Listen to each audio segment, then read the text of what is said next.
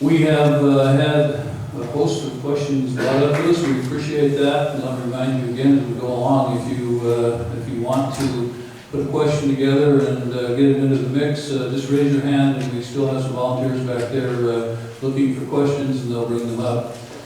Going forward now, in terms of questions, we're going to rotate each significant answer here as we go forward, and who's going to start. So we're going to start the first question with John Koster. And first one has sort of a business-centric feel to it. As you go around your districts and talk to business leaders and businessmen and businesswomen, what are the most significant threats that you hear to the vitality of the business community, and what are you willing to do to help minimize those threats?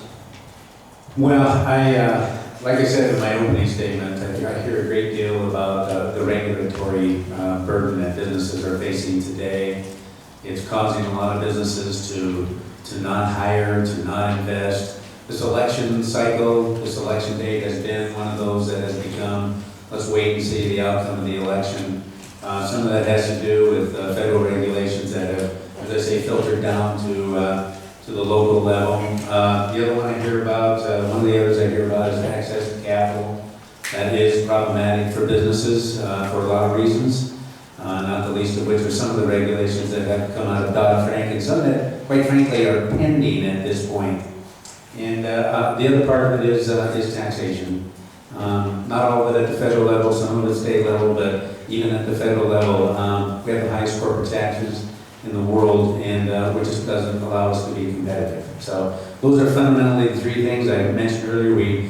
On taxes, we need to do comprehensive tax reform. I think we need to stop the demagoguing and the sort of class warfare that's gone on in the past, and talk about sit down and talk about real serious comprehensive tax reform.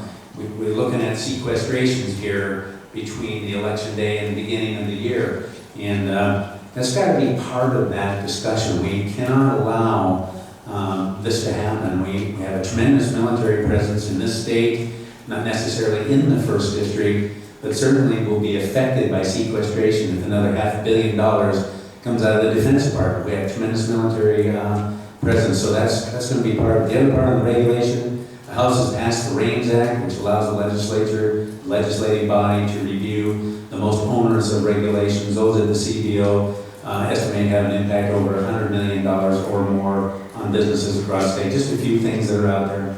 Thanks for your time. Thanks for the question, by the way. Thanks,